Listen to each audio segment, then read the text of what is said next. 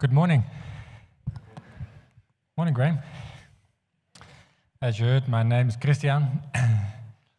For a while I looked, maybe there's another Christiaan that wants to preach this morning, but I've prepared this week and even a bit before that. Just before we start, I thought Alicia spoke a little bit about the equip happening end of September, beginning of October. This week we went to Joburg just for a night, just for an hour, to pray with 20 guys from Nelspruit and White River to pray for that week. And my kids said, can't you just pray from home? That's cheaper and easier just for the hour. But we went and we prayed for that week. And I can tell you, you have to be there that week. And even if you can only maybe make it 1 or 2 days, I challenge you to go. We're coming together with almost 5,000 people from all over the world. Can you imagine what God does in a week like that? So I challenge you to be there for as much as you can. My background screen will probably come up. Live wide open. When Bronwyn came up this morning, you might think now this is Moses holding his hands up. I didn't think of that, but thanks, Bronwyn. I think it fits in. This is the title of my sermon. This guy is not about to jump off this cliff, just to tell you, but he's living wide open. He's got his hands, he's got his posture wide open. And that's what I want to talk about this morning. Last week, Guy spoke about prosperity gospel versus faith gospel. And he spoke about, if you guys remember, or for the ones that were here, name it and claim it. Do we claim what we want, or do we claim what God's spoken to us, promised us? He touched on the subject of tithing and giving, and he actually touched on a whole lot of stuff. And while I was listening last week, I knew that I was going to preach this week. I thought, he's cutting all my grass, but there's a lot of grass left.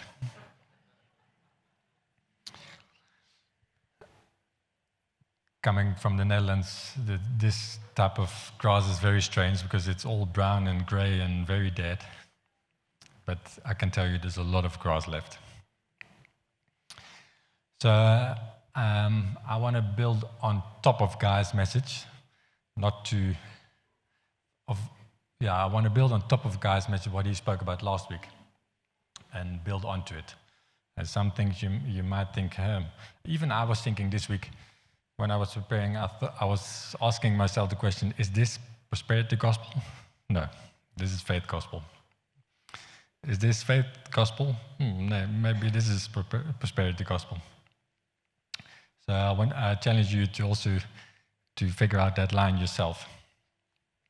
And I've called it Live Wide Open because I think a faith gospel is very important, and it shows in our gesture, in how we've got our hands, how we've got our arms, how we position ourselves, our attitude, our heart.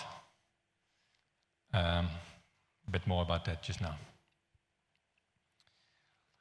I want to start off by declaring God wants to provide for you. That you have more than enough finances, resources. He is our provider. God wants to provide for you.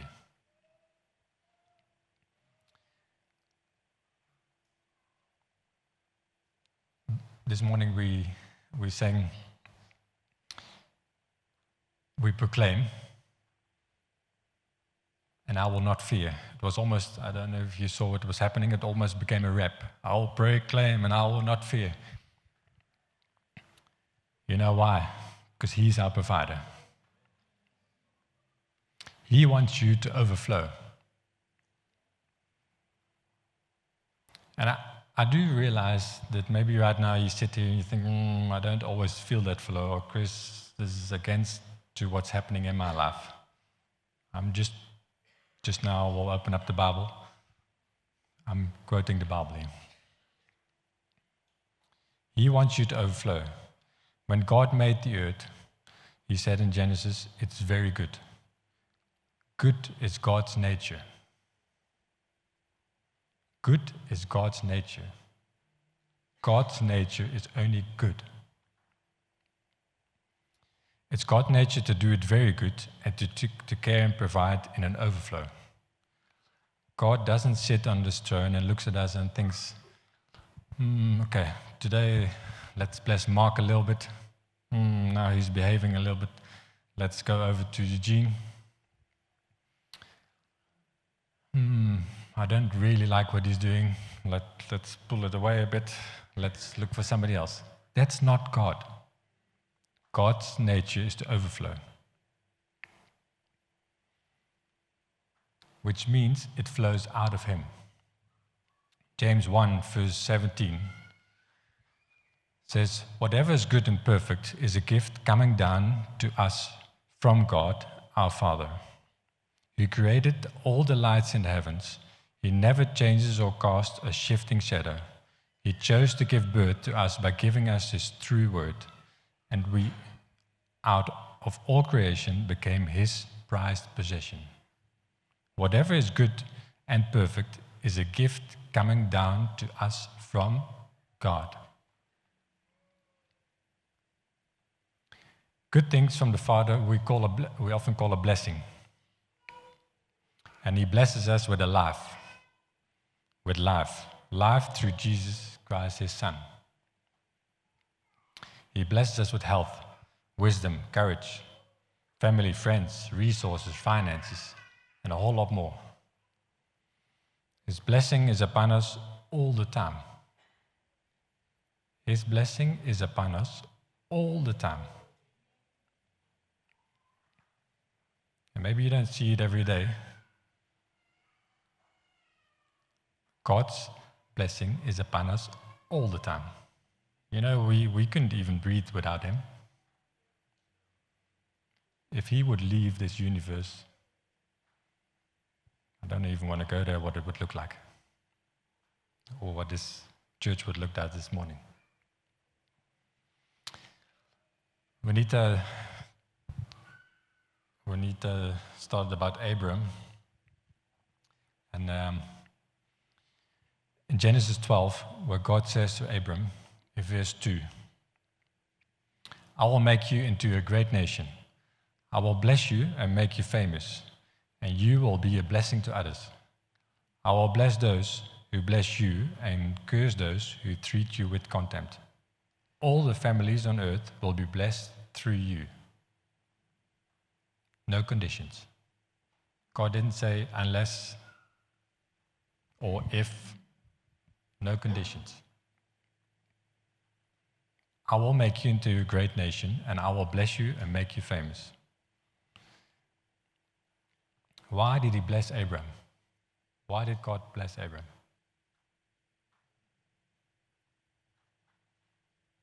So Abram could be a blessing. Why does he bless you? So you can be a blessing. The New Testament calls Abram the father of all believers. Why are we blessed? To be a blessing.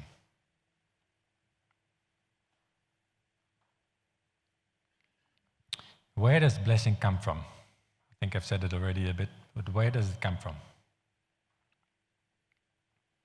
If you're a Christian or not, it comes from God.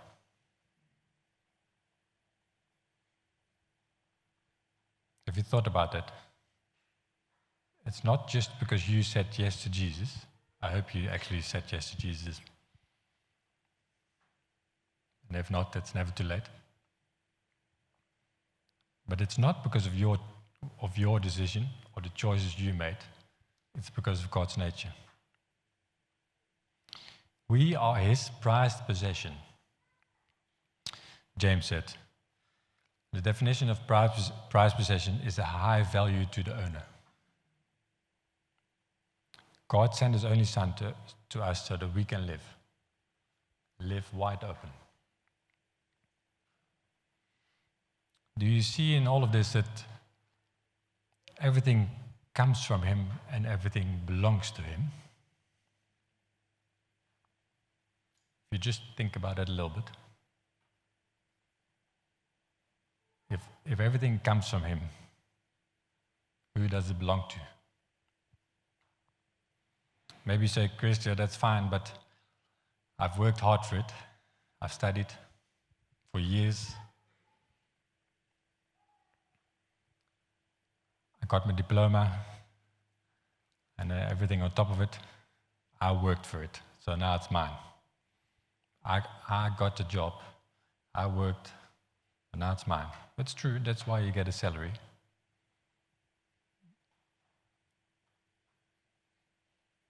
But everything comes from Him.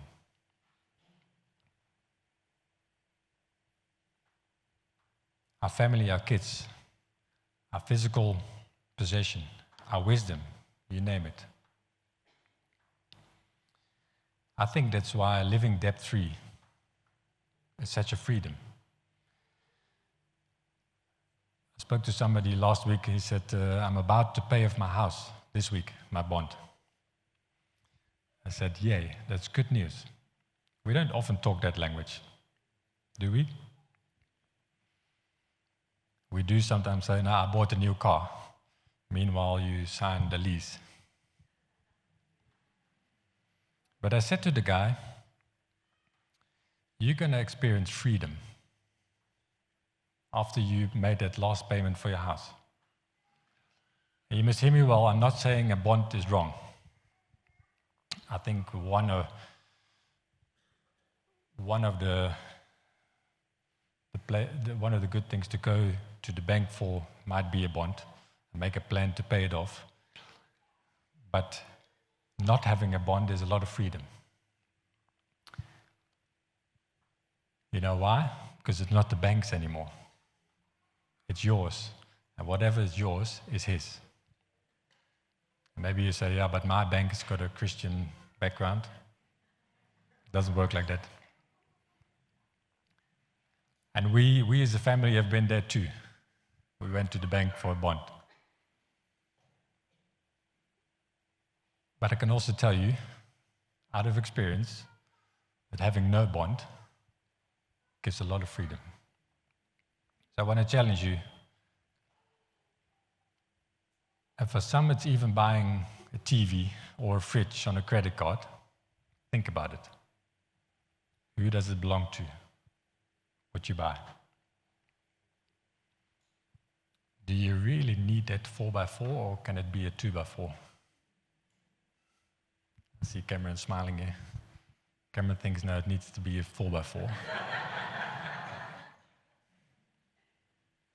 But if you drive mainly on tar roads, a 2x4 is more than enough. Who does the car belong to? To the bank or to you? And if it belongs to you, to Him. Genesis 13, verse 2 says, Abram was very rich. Where did he get it from? We all know that Abram, later on, was about to sacrifice his son. Abram was very rich, but he was also very obedient. Very obedient. I think Guy mentioned last week, if you sometimes people think that it's easy when you've got a lot, then it's easy to give. Maybe ask Abram when God asked him about Isaac. So I challenge you, if you're not rich yet in terms of money, start giving because it's only getting harder. The young rich ruler. I think the young rich ruler, for him the problem wasn't that he couldn't follow. His problem was to let go. He couldn't let go. He couldn't do this. Genesis 14:15. I think it's coming up the screen. Abram comes home from a battle to rescue his nephew Lot, which he did and succeeded in. And Melchizedek, the king and priest, comes to Abram and says in verse 19 and 20, he comes up to Abram and he says, Melchizedek blessed Abram with his blessing. Blessed be Abram by God Most High, creator of heaven and earth. And blessed be God Most High, who has defeated your enemies for you. Then Abram gave Melchizedek a tenth of all the goods he had recovered. I had to look at that a few times this week. I thought, so Abram went to rescue Lot, in that he killed a whole lot of people. They had to fight. I mean, they fought against 5 kings. And he came back with his nephew Lot and the family and a whole lot of goods that they took. And the first thing Abram does, he gives 10% of it, he gives away. I thought that's actually quite funny, because it wasn't all what he earned or what he maybe deserved. I think you must imagine in those days that's how it worked.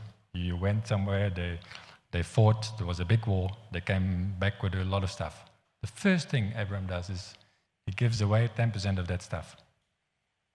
We sometimes argue about tithing. What is tithing? Abram's nature was fully like that. I got it, I received it, 10%, I give it. Maybe it wasn't even his. And I'm not saying now you must start giving away what's from your neighbor or start stealing it. But it was his nature.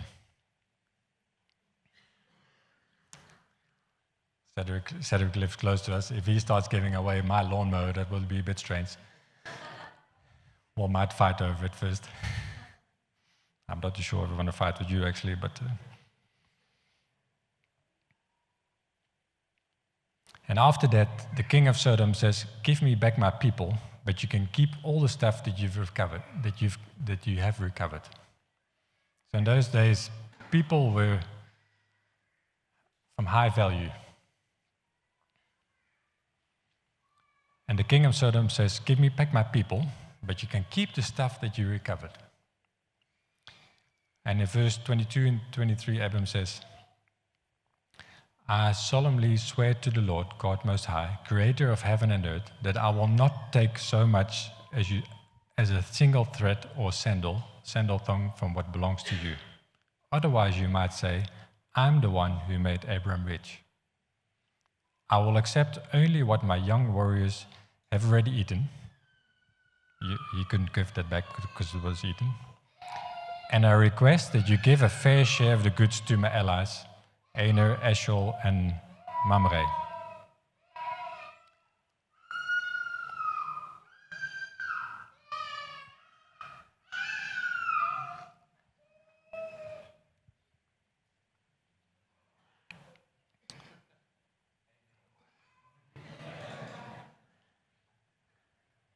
I'm partly quiet because you see what Abram did here? He said, I don't want what you give to me, because I never want anybody to say that you've made me rich. Abram knew that he knew who was his provider, who blessed him through everything, who made him rich. And he said, I don't want anybody else to say it came from that king, or it came from that war, or it comes from God.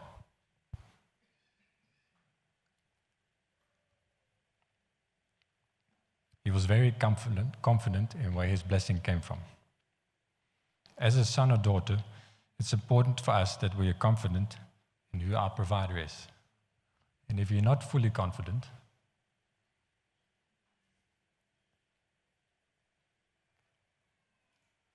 talk about it.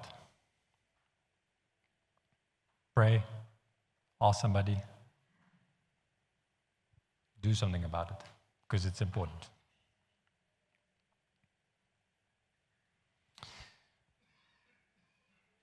something else that Vanita almost touched already on this morning. Something you also see in God's nature, that His blessing is generational. In other words, it's not just for us.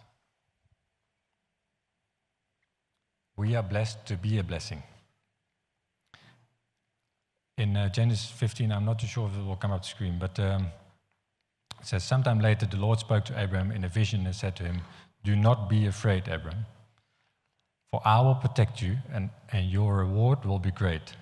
But Abraham replied, "O sovereign Lord, what good are all your blessings when I don't even have a son, since you've given me no children?"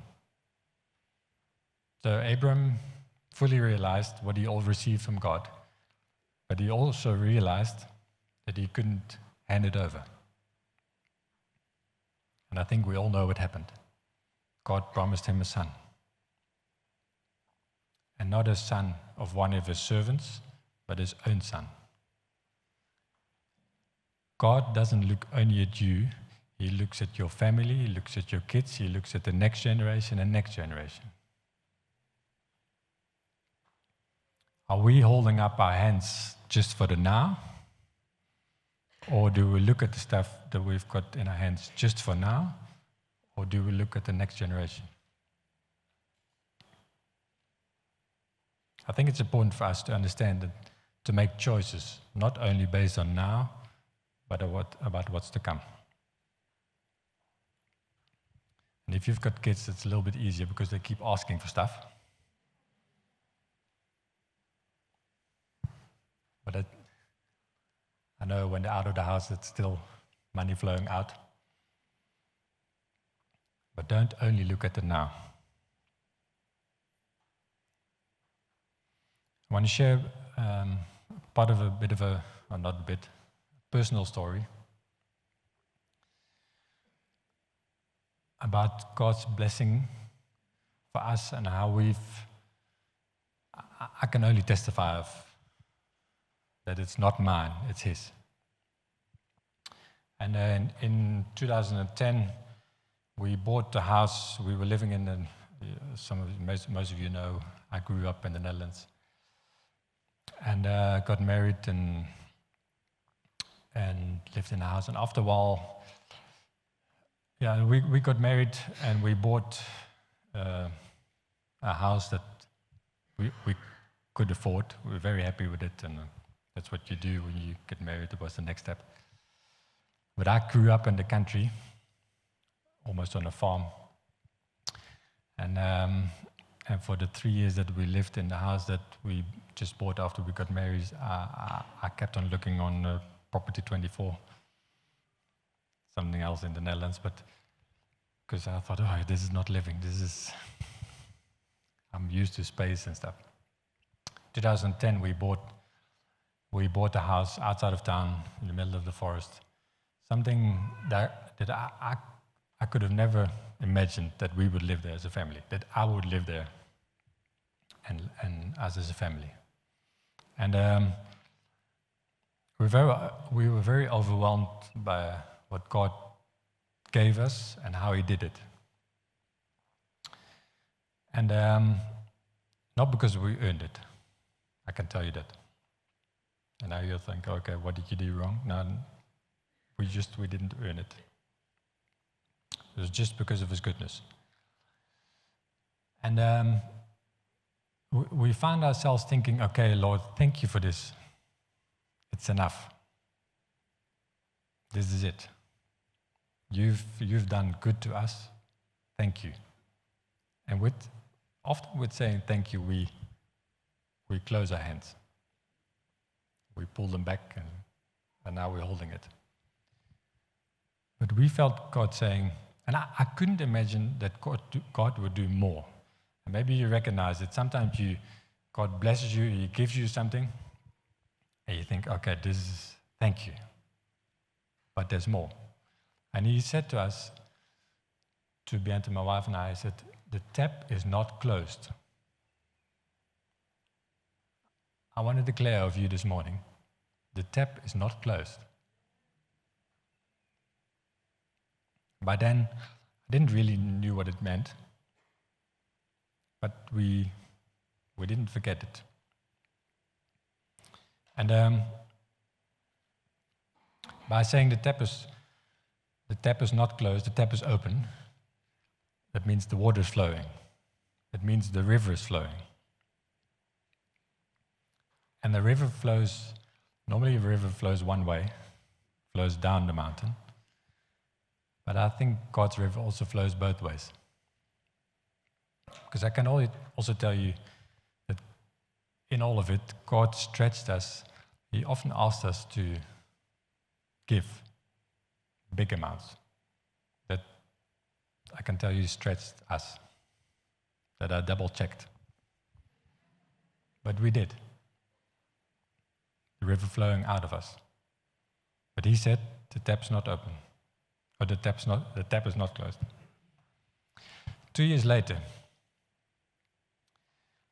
I have been looking, our business grew and grew, and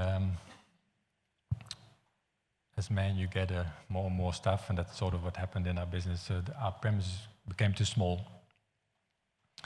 We were renting a showroom and a building. And I started looking for, or to rent another spot, or to buy, because that's what most of my friends around me did. That's the next step, you buy. And that's wise, as everybody says. Okay? But I kept on looking, and I couldn't really find something. I'm just trying to stay in the main track here because it's a big story, and I'm trying to pull the highlights out. And there was a spot in the industrial area close to where I lived. The whole industrial area was fully built, except one spot on the main intersection was just grass. There was nothing there, just grass, for years. As a little boy, I used to cycle past it, and I'm thinking, why is all those big buildings? I had some family that had a big dealership next to it, but just this piece of grass. One day, in the season that I was looking for how to move on with our business in terms of our premises, a sign came up on that plot, development and the name of an architect. And I phoned the architect and I said, "Hey, what's happening?" He said, "Yeah, come over. Maybe something for you." And I went to him and he said, "No, this is what we're going to, the owner have asked me to develop a nice big building, and this is what we're going to do, and those are the costs." And I heard those costs and I said, "Okay, thank you, but that's not for me. Thanks." And so I left it. And meanwhile, I kept on looking, knocking on some doors, asking God, so what's the next step? A year later, Jan is his name, the architect's name, Jan. He phones me, he says, "Chris, you must come past. Something's changed, please pop in." And I did. And he said, "Something's changed. We were planning to build for somebody who pulled out, and the owner he's I wanted to use an Afrikaans word, but I won't say it now. He's tired of it, and he said, sell."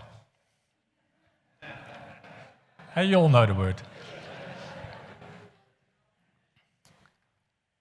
And he's paid me for all the drawings. He's paid for the municipality fees. He's paid for everything. If you buy this plot, I'll give you everything. You can have my work. You can start building. I said, "Okay, thank you. And what's the price of the plot?" He mentioned the price, and it was a lot of money. And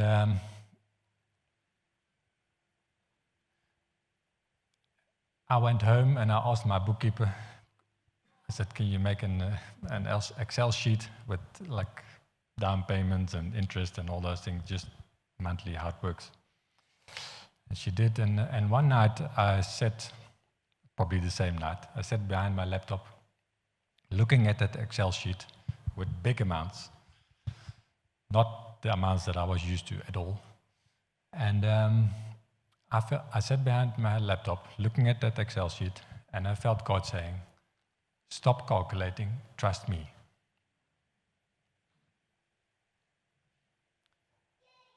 I closed my laptop. I phoned the owner, I phoned the architect, and I said, can we meet? And we met a couple of days later with the architect and the owner. And I said, I would love to buy it. That's a couple of years ago. I made myself as big as possible. I would love to buy it. But I'm offering you half the money. And I'm a little bit hesitant to mention amounts because it's not rands, it's just different. But so in euros, they asked €1 million, which is 20 million rand, just for the plot. That's a lot of money, especially if you don't have much. So I offered him the half. I said, I want to pay you 500,000. And even in preparing this week, I said to Bernd, I don't know what was wrong with me but at that moment, because I was so confident. I just said to him, big business guys, I remember still in the suit and everything, and I think I was wearing clocks. I said, I want to offer you half. And he said, Chris, you need to go up. I knew that. I said, okay, 510. He said, sold.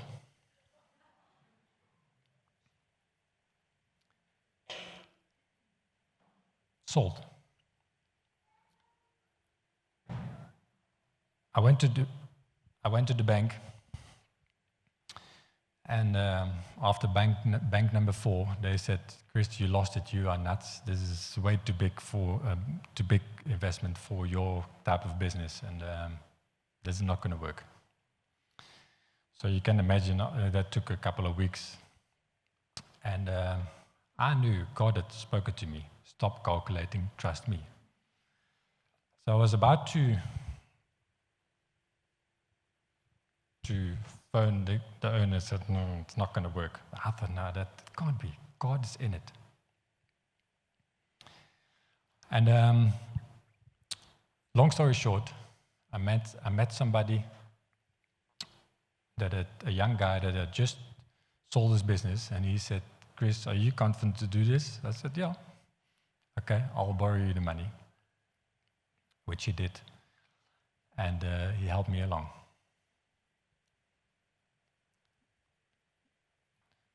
That property, and I want to say it hasn't always been easy. 2 months later, we were building. When they started building, I thought, this is way too big, because I had only seen the drawing on an A4 and not in real. 2 months later, we were building. 8 months later, the building was up and we moved in. God changed our business radically. You know why? Because He provided. He made a way to provide. Our business grew exponentially that I was surprised. And every month it came in, enough to pay off, to move forward. I can tell you now, as I said, it wasn't always easy, but it was God's building, it was God's blessing. I can tell you now, the building is still a blessing. It's part of our providing here in South Africa. And the story is not finished.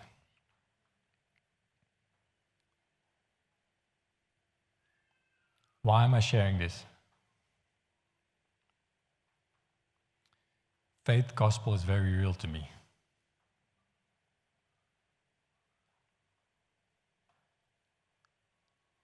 And I've said a few things.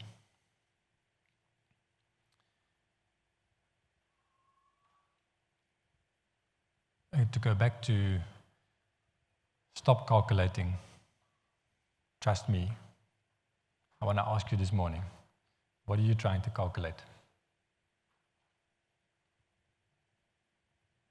And I know that some of you are very analytical. That's not a bad thing. But what are you trying to calculate?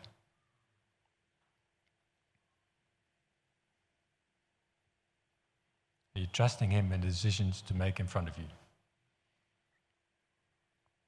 Somebody said to me a couple of weeks ago, obedience is God's love language. Obedience is God's love language. Are you relying on the bank or the bank system, or are you relying on Him? What position are your hands in? And what is in your hands? Is He your provider? Or are you doing it by yourself?